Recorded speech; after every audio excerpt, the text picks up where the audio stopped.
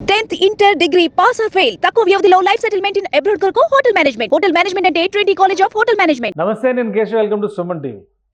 కొన్నిసార్లు రాజకీయాలు చూస్తే జుగుప్స కలుగుతుంది, పరమ చికాకు, అసహ్యం కూడా వేస్తుంది.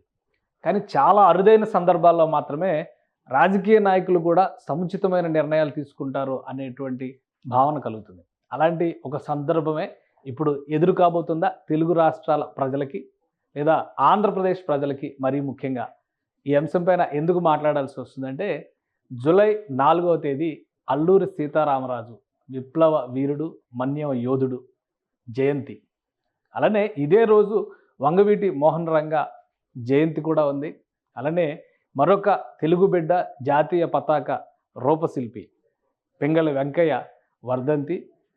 యువతరానికి నూతనోత్తేజం ఇచ్చిన భారత మేధావిగా చెప్పాల్సినటువంటి వ్యక్తి స్వామి వివేకానంద వర్ధంతి కూడా ఉంది. ఇంతమంది మహనీయులకు సంబంధించినటువంటి తేదీగా ముడిపేసుకున్నటువంటి జూలై 4వ తేదీన అల్లూరి సీతారామరాజు జయంతిని ఘనంగా నిర్వహించేటువంటి క్రమంలో ఆంధ్రప్రదేశ్ ప్రభుత్వం ఒక సముచితమైనటువంటి నిర్ణయం, ఆదర్శవంతమైనటువంటి నిర్ణయం తీసుకోబోతుందనేటువంటి సంకేతాలు స్పష్టంగా వస్తున్నాయి. అదేంటంటే, విశాఖపట్నానికి సంబంధించి అంతర్జాతీయ విమానాశ్రయాన్ని కొత్తగా భోగాపురం వద్ద నిర్మిస్తున్నటువంటి ఆంధ్రప్రదేశ్ ప్రభుత్వం ఆ విమానాశ్రయానికి విప్లవ వీరుడు అల్లూరి సీతారామరాజు అంతర్జాతీయ విమానాశ్రయం అని నామకరణం చేసే దిశగా ఆలోచన చేస్తున్నట్టుగా తెలుగుదేశం పార్టీ రాష్ట్ర అధ్యక్షుడు పల్లా శ్రీనివాస్ గారు అనౌన్స్ చేశారు.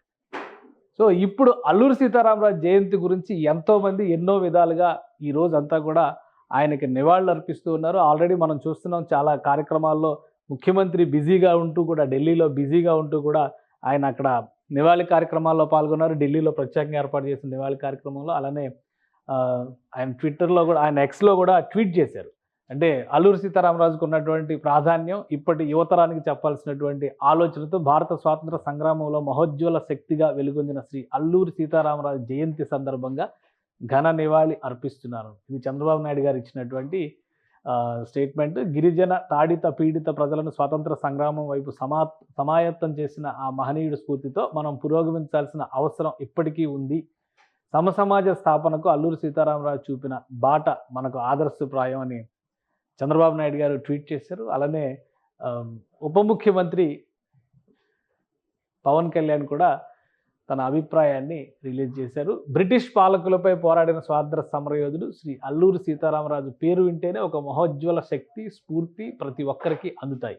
ఆ మన్యం వీరుడి శత జయంతి సందర్భంగా మనస్ఫూర్తిగా నివాళి అర్పిస్తున్నాను. మన చుట్టూ ఉన్న సమాజం కోసం ఆలోచించి బాధిత వర్గాలకు బాసటగా నిలవాలని ఆ యోధుడి జీవితం తెలియజేస్తుంది.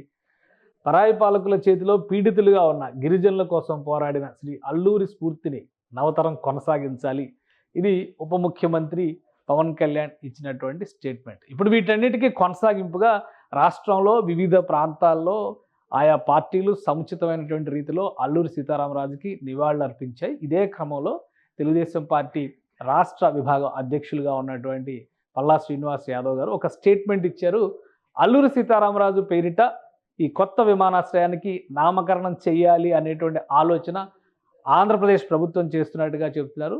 నిజంగానే అటువంటి డెసిషన్ తీసుకుంటే కనుక ఖచ్చితంగా ప్రతి తెలుగు బిడ్డ శభాష్ అని ఏపీ ప్రభుత్వాన్ని ప్రశంసించక తప్పని పరిస్థితి. ఎందుకంటే ఇటీవల కాలంలో చరిత్ర మా వాళ్ళతోనే పుట్టింది అనే రీతిలో పేర్లు పెట్టుకుంటున్నటువంటి నాయకులు, అలానే పేర్లు మార్పుతో రాద్ధాంతాలు చేస్తున్నటువంటి రాజకీయ నాయకుల్ని చూసాం. కానీ దేశం కోసం ప్రాణాలు అర్పించి 2.5 సంవత్సరాల పాటు బ్రిటిష్ సైన్యం గుండెల్లో నిద్రపోయినటువంటి అల్లూరి సీతారామరాజు లాంటి యోధుడి పేరు పెడితే సముచితమైనటువంటి నివాళిగా, ముఖ్యంగా ఆయన జరిపినటువంటి పోరాటం అంతా కూడా విశాఖ ప్రాంతం, మన్యం ప్రాంతంలోనే జరిగినటువంటి అవకాశం ఉంది. అక్కడ జరిగినటువంటి చర్చ అంటే ఆ ప్రాంతానికి సంబంధించినటువంటి ప్రదేశాల్లోనే అనేక సందర్భాల్లో అల్లూరి సీతారామరాజు తన జీవనాన్ని కూడా పెనవేసుకుని ఉన్నటువంటి నేపథ్యంలో విశాఖ అంతర్జాతీయ విమానాశ్రయానికి ఈ పేరు పెడితే కనుక ఖచ్చితంగా అది సముచితమైనటువంటి నివాళిగా అల్లూరి సీతారామరాజు అభిమానులే కాదు, తెలుగు యువతరం అంతా కూడా కోరుకుంటున్నటువంటి పరిస్థితి.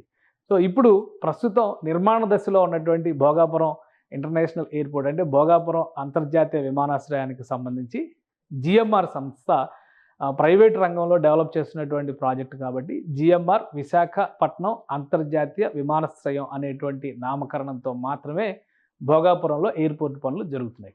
ప్రభుత్వం కనుక అధికారికంగా ఈ నిర్ణయం తీసుకుంటే కేంద్ర పౌర విమానయాన శాఖ దీనికి ఆమోద ముద్ర వేస్తే రాబోయేటువంటి రోజుల్లో విశాఖపట్నం అంతర్జాతీయ విమానాశ్రయం జిఎంఆర్ విశాఖపట్నం అంతర్జాతీయ విమానాశ్రయాన్ని అల్లూరి సీతారామరాజు జిఎంఆర్ అంతర్జాతీయ విమానాశ్రయంగా ప్రకటించేటువంటి అవకాశాలు అయితే కనిపిస్తున్నాయి. ఆంధ్రప్రదేశ్ ప్రభుత్వం ఆ దిశగా అడుగులు ఎప్పుడు వేస్తుందో వేచి చూద్దాం.